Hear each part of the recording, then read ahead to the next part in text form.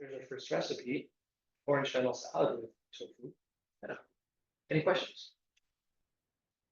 No. No. Yes. You mentioned use what you have in your fridge kind of thing, accessibility. Is there any kind of typical salad ingredients that might be contraindicated for cancer survivors or cancer treatment?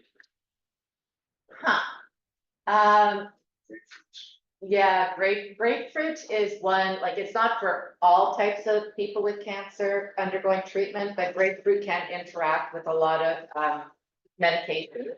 So that might be one to really focus on. And then we love using turmeric, and turmeric is great as a food source. So it interacts with a chemo agent called doxorubicin, but it's really more in supplement form. So turmeric is okay to have in the pantry. So it's good to have maybe a conversation with your healthcare team, because depending on the type of cancer you have, the type of treatment you're receiving, add to that, if you have any other medical conditions, maybe there are certain foods to avoid. But I can't think of any off the top of my head. I think the most important key is when you're going into supplementation. So if you have a cupboard full of, mega doses of vitamin C or mega doses of ginkgo biloba or ginger, that's where the concern is, in the mega dosing. But from a food perspective, it's minor. The other one, with the grapefruit, that's more specific to a certain type of treatment. What falls into that same family are Seville oranges and star fruit. But again, talk with your healthcare team to see if there's anything specific to avoid. Good question. Yeah. So in regards to, as you mentioned, supplementation, are there any concerns carcinogenically with supplementing with whey protein or vegan protein? Excellent question. So with the protein supplementation, there are not contraindications, but what I would want you to do is look at that label, right? Make sure it's a sole source of that whey protein isolate or vegan protein.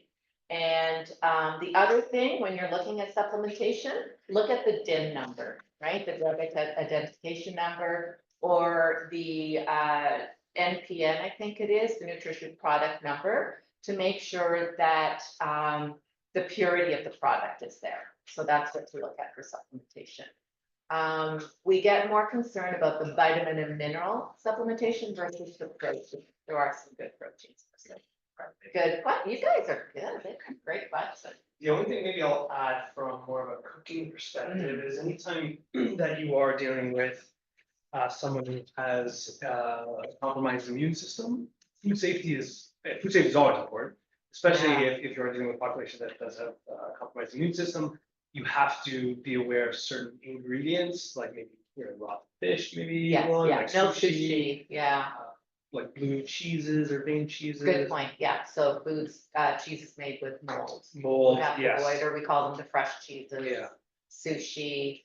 And then your cooking practices themselves. They knowing what the danger zone is, knowing that you're cooking foods to a proper, safe internal temperature. We actually did a collaboration with Health Canada recently. You can find they did a wonderful presentation on food safety for people with a compromised immune system, and then we did some recipes to pair with that. We're a resource now on the Health Canada website through that collaboration, which is fantastic. We're proud of that. But they have some wonderful resources specific to food safety if you are looking for more information. And for us, we generally direct, our patients towards. Yeah. So we have our own handout through University Health Network on food safety for weakened immune systems. We also have a series of little nano videos if you want to check those out. And I think what I'll add to what Jeremy said about food safety is also looking at best before dates, right? So making sure that if you're going to put anything in your pantry, that you're going to check out the best before dates. You don't just stock it up and leave it there. And also refrigerate foods properly. So those are the big things. Yeah. All right, jumping into recipe number 2. So I'll do the I'll I've got my green paper here with the intro. So the Sesame Salmon burgers, they align with the recommendation to eat no more than moderate amounts of red meat and eat little, if any, processed meats. So what the heck do we mean by don't eat more than a moderate amount of red meat? Well, red meat, when we're talking about red meat, we're talking about beef, pork, lamb, game meats. And a moderate intake would be about 3 portions per week of a total of 350 to 500 grams per week. So if we think of the palm of your hand or a deck of cards as 100 grams, that gives you an idea of how much you can have per week. And we don't eliminate it completely. So sometimes people think that, oh, if I cut back completely, that's even better. But the recommendation is that you can still have a little bit of red meat because it does have good nutrition for you. It does have vitamin B12 and iron and zinc. It's an excellent source of protein. The processed meats, on the other hand, is one that we encourage people to avoid completely because there is strong evidence that there is a connection with cancer occurrence. But what we're doing today is substituting with fish. And for heart health, it's recommended to have fish about 2 to 3 times per week. And for us, it's just a great way to cut back on our red meat, but still keep our protein intake high. It's good for muscle building, right? But if you have cancer, you might be losing muscle very quickly. So we want to make sure that you're getting adequate protein to maintain that. And also helps your immune system. Okay. Beautiful, awesome. So yes, we're going to be making some salmon burgers. These are, for me, anytime I can make something in a batch, and especially something that freezes really well, I'm all for it. So for something like this, salmon burgers, protein, nice, good source of protein here. I can make a big batch of them, I can freeze them, and then form them up as I need. For me, it's a win. About the fish itself, now it's completely up to you. You have, beautiful piece of fish, use it, cook it, and we're gonna add it to the patties. For something a little bit more accessible, especially if from a budget perspective, but also from just a cooking confidence perspective, not everyone is comfortable cooking fish. Canned salmon is a great way to go. Another wonderful pantry staple to have that canned fish, right? So easy to find, drain and rinse. It's already cooked, so you can either add this to salads if you want. We're gonna be making it into these little burgers, these little patties, but it makes it really easy for you as well. So you have options here if you want to be fresh or the canned. This is sockeye salmon. I would suggest, unless you like it with the bones and the skin, make sure on the label it says boneless and skinless, especially if you're making patties, you're gonna pick that out. It's just a bit of a pain. So look for, it should say boneless and skinless on it. And it's, if you're familiar with a can of tuna, it's pretty much like that. So we're adding it to our bowl. And again, if I was doing this with fresh, I could use it minced fresh to make the patty, or I could cook it and then add it in and flake it in. The only difference being that if it's using a raw product, we want to make sure that we're using a food thermometer to check the setting of the burgers to make sure that they're cooked through. All right, so 2 cans for this to make about 4 patties. And then our aromatics. So again, whatever you want. At home, in a pinch, usually what I do is I grab like a spoonful of like Thai curry paste and I throw it in, mix it up, good to go. There's so much flavor in there already, makes it easy. But if you do want to add your own from scratch, then you can use whatever you want. I've got some scallions, and green onions, which are lovely, nice and fresh. Throw those in. Some of my favorite aromatics, ginger and garlic. We're gonna mince those in. The garlic I've already crushed in advance before I mince it. There's a reason why I did this in advance, which is one of my favorite nutrition tips of all time. If you won't mind sharing. I will. So the garlic and also the onion in the previous recipe, once you crush it or cut it, it activates an enzyme. And this enzyme helps to develop an antioxidant. It takes 10 minutes for this antioxidant to develop. And because this enzyme is heat sensitive, you don't want to add it to any, if you're cooking it, you don't want to add it to heat. The antioxidant is called allicin. And we already talked about antioxidants having ALLICIN. But I saw you mouthing the word. So it has some anti-inflammatory properties in it. And yeah, so we usually tell people when we're doing our classes, right now it's not going into a heat source, but it's one way of doing some pre-prep and just cutting your onions and garlic early, letting it sit for 10 minutes. So it's something I've incorporated into my practice. It takes me a while, I have to think about it, but I always feel like bonus getting my allicin. Yeah, absolutely. So if you're doing your prep, onion and garlic first, and then the rest of your stuff. So again, garlic, ginger, green onion. You can add some chilies in this if you want. You can add some spices, fresh herbs, whatever you like. I'm gonna add an egg. This is going to be our binder. Just one egg would be enough for this.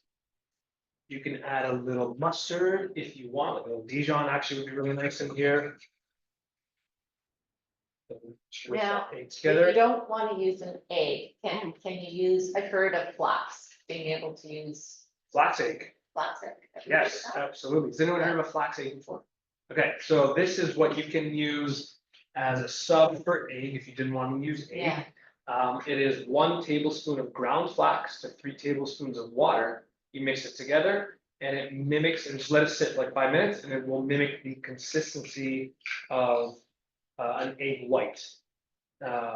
And you can use that as a sub for egg for binding purposes. It will not have the leavening properties that egg offers for especially baked goods, but for binding it will work. Yeah. Great. So, I think there's a question. Hi, I was thinking about the ingredients that you're using, and I remember that a common symptom or side effect of cancer treatment is loss of taste, or at least fine taste abilities.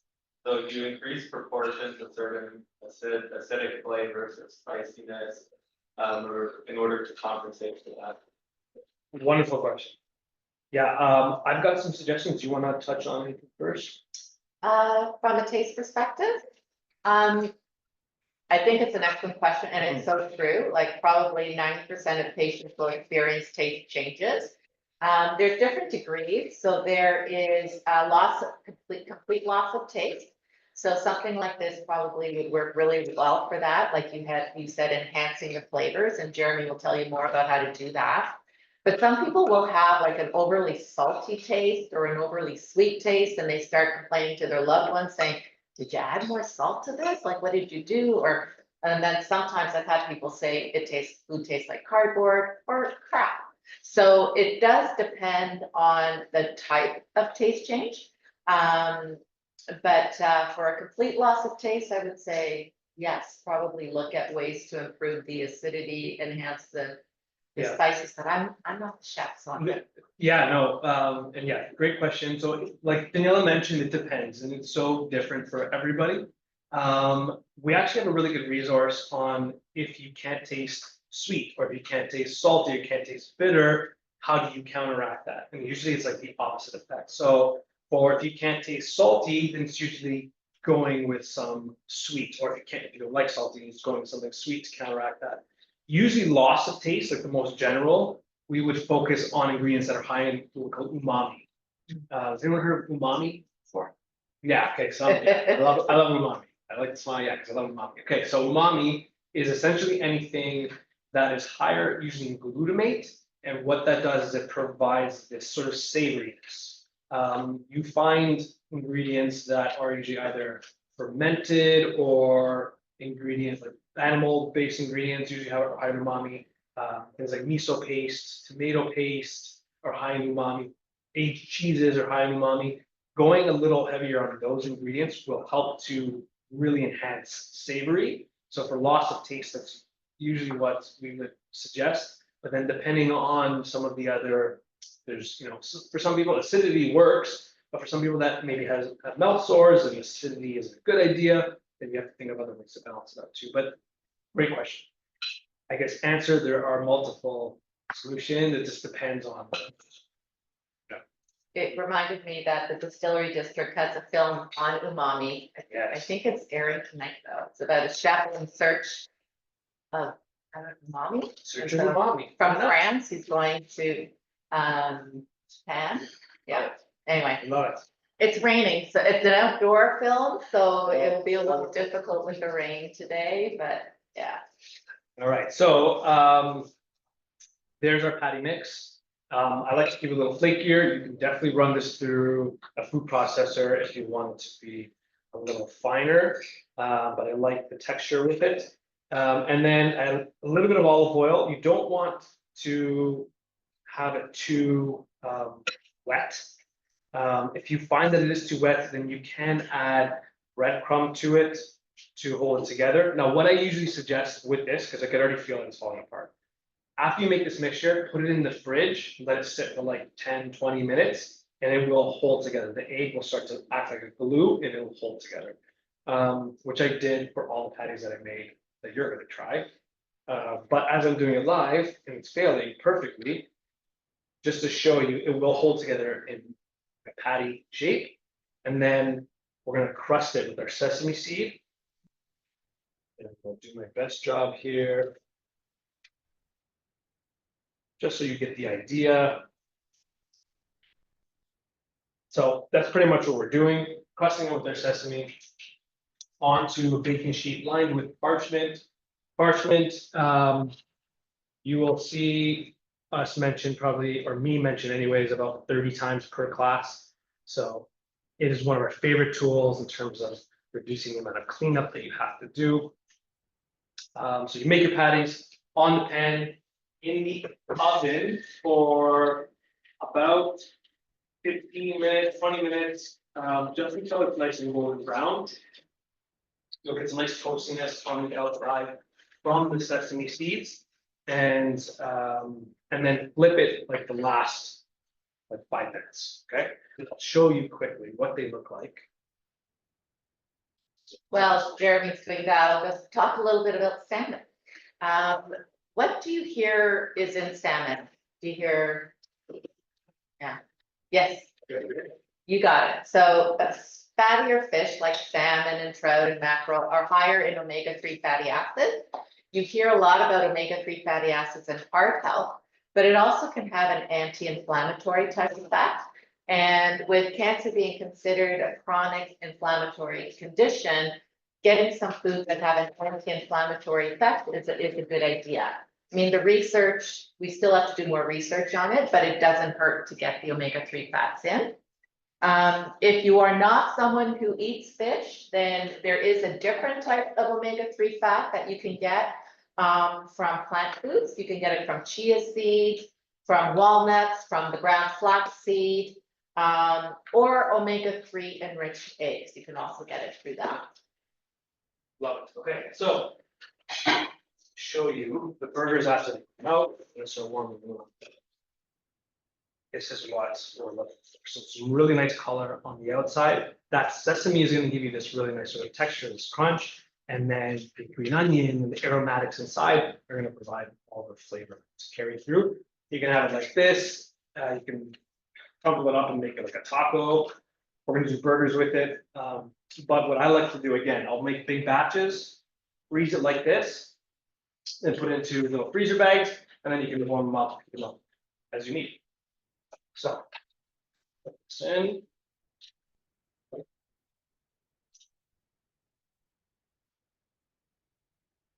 Very hungry. So, to serve with it, we'll do a little cabbage, red cabbage, purple cabbage, love. Very simple, just shredding it. You can use a grater for this too. And purple cabbage actually has more nutrition than your green cabbage. You've heard of us talking about eat your colorful fruits and vegetables. Do you know why we're saying have lots of color? No, just to make it pretty. rainbow. Yeah, we want it to be pretty. But what's really cool is that the color of the fruit or the vegetable is a clue to the phytonutrient it contains. And so having the purple cabbage, you're actually getting a phytonutrient known as anthocyanins. And anthocyanins are usually found in foods that are purple. So you get it with your purple cabbage, you would get it in red grapes. And so it has some anti-cancer properties. Purple cabbage is also great because it's lower in calories, but it's super high in other nutrients. And it's the most bang for your buck, they say, for getting the antioxidants that your body needs. Love it. So purple cabbage, a little bit of acid. I went with lime juice. You can add a little bit of olive oil if you want. And that's it. A little pinch of salt maybe, but I make a really nice quick slaw. You can add other ingredients. You can add carrots. You can add onion. But again, if I'm in a pinch or time crunch, this makes it super easy. And when you add the acid, the color will change from a purple to like a almost neon violet, which is gorgeous on a plate. So that's it. That's going to be one of our toppings. And then our other toppings, which I wanted to introduce, again, to highlight food safety. Can anyone guess the number one reason why for kitchen-related injuries that send people to ER? The number one reason? Yes. Touching something hot, No, that's probably a common reason. Yes. like for knife safety. It has to do with knife safety and for one particular ingredient. Anyone guess? Avocado. Avocado sends people to emerge for kitchen-related injuries more than any other reason. Has anyone cut an avocado before? Yeah, okay. You cut your finger. There you go. A little anecdotal. Yeah, there you go. Dangerous. Reason why is because it's very easy to become, confident in cutting an avocado. Were you holding your hand while you're cutting it? Yeah. Yeah. And you'll see this online, or like cooking videos, like, chefs just casually. If you're not super confident doing that, anytime you're pushing a knife towards your hand, it is very dangerous. I think commonly in the news, recently, I mean, in the last 10 years, Susan Sarandon sliced her like Oh, whole, did she? yeah, her whole hand, Oy. like stitches. So anyways, food safety, really quick, not food safety, knife safety, really quickly with avocado. The key is really never have the blade of the knife facing your hand, which when you're cutting an avocado happens often, okay? So instead of holding in your hand, we're gonna put it on the cutting board. We're gonna put the knife on top and our hand on top. And we're gonna push it down just until it hits the pit, okay? And then just keeping my hand on the side, I'm just gonna roll it around, just following the natural curve of the avocado, just until I get to the other side, and then twist to open it up. Okay, that's step one. Knife out of the way. Step two, where you can cut your hand. This is a very common one, probably the most common one. You're confident, you're holding your hand, maybe someone's, having a couple libations, and you're trying to get the pit out. The sort of smack of the pit while you're holding it in your hand just looks incredibly insane. So knife are out of the way, avocado out of the way, again on the cutting board, and just give it a whack with your hand in safe distance, okay? If you miss a couple times, it's okay, at least it's not your hand behind it, right? Once you get it once, you'll get that pit through, and then you twist, you'll pull it out. Okay, bless you. So now we have our clean avocado safe, ready to go. Step three, which again, people will slice their fingers on, removing the pit from the knife. Sometimes that pit comes out easily, sometimes it's jammed really in there. And again, you're pulling with the knife, and it can, you're very close to the blade, it can get very dangerous. So if it does get stuck on the blade, again, hand out of the way, we're gonna keep it on top and just give it a punch through the back. And then the pit is released and your fingers are all attached and we're happy. So knife safety for avocados. And I'll add to that, I mentioned earlier that my nephew was in med school and he was doing a rotation in the Emerge. It's first day. What did he have to do? Searcher someone who had an avocado accident. That was on his first day. It's more common than you think, yes. All right, so I'm gonna use a spoon just to release it. This is gonna be part of our topping. Here, Going back a little bit to the question about loss of taste. Sometimes it's so frustrating and we do actually start to appeal to the other senses. And so making something visual appealing, like Jeremy has done with the coleslaw and then adding some green, that can also help to, it may not improve the appetite, but making it visually appealing, someone may be more likely to eat it that way. So that's something else that you can try to do if the appetite's not there. Appeal to the eye. grab one of these hats. I'm gonna do a bunless version. Oh, a bunless, okay. Get buns as well, but just for flavor. Nice and crispy. And it's with that cabbage. Here's the visual appeal. Jeremy's a master of I that. don't know, there, but then you put some avocado.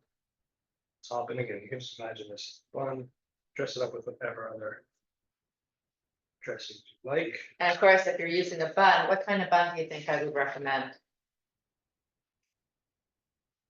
Fiber, whole grain, yeah, yeah. Get more fiber in that way. Onion. And we can wrap this one up as well. Sesame, salmon.